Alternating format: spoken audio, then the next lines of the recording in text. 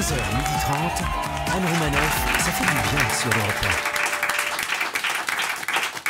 1. Ce matin, mon cher Didier Porte, toujours aussi romantique, vous répondez à la question: comment échapper à cette plaie sociale, c'est vous qui le dites, que constitue la Saint-Valentin? Évidemment, personne d'un tant soit peu honnête intellectuellement ne peut nier qu'il s'agit d'une escroquerie de dimension planétaire, résultant de l'alliance contre nature du petit commerce de proximité et de la grande distribution, lesquels finissent toujours par trouver un terrain d'entente dès lors qu'il s'agit de nous pousser à acquérir, contre des sommes faramineuses, des biens de consommation dont l'éclatante laideur n'a d'égal que l'absolue inutilité.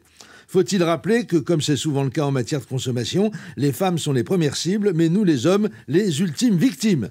Camarade de la jante masculine, si tu cherches à te soustraire à cette insane opération de marchandisation de nos sentiments les plus nobles, dans le but clairement affiché d'augmenter massivement la contribution de nos cartes de crédit au réchauffement climatique, tu disposes de deux possibilités. Dans le premier cas de figure, tu décides d'échapper complètement à cette corvée démoniaque. Pour ce faire, le samedi précédent l'échéance fatale, tu te rends aux Champs-Élysées vêtu d'un gilet jaune, avec écrit dessus « Tout le monde déteste la police ». En principe, après ça, tu es dispensé non seulement de Saint-Valentin, mais de tout pendant un bon moment. Supposons maintenant que tu ne puisses pas y couper, sinon c'est le divorce ou la rupture, si tu as eu la clairvoyance de conserver jusqu'à présent ton statut de célibataire. Dans ce cas, tu peux au moins faire en sorte de minimiser au maximum le coût de la funeste soirée.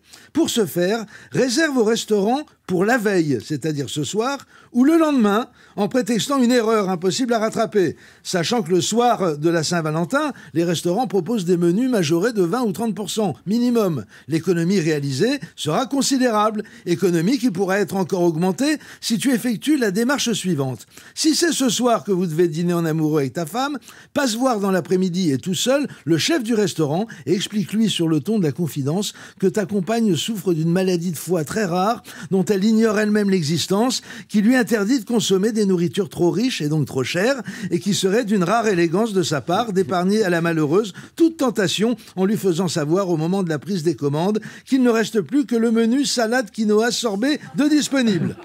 Résultat, une addition aussi légère que la feuille d'impôt d'un milliardaire sous Macron. Et voilà le travail. Grâce à ces quelques conseils simples, cher ami congénère, tu vas réaliser de substantielles économies qui te permettront d'aller boire des coups avec tes potes plutôt que de sacrifier à ce rite bassement mercantile qu'est la Saint-Valentin. Tu peux me remercier, je le mérite. Anne Romanoff sur Europe 1.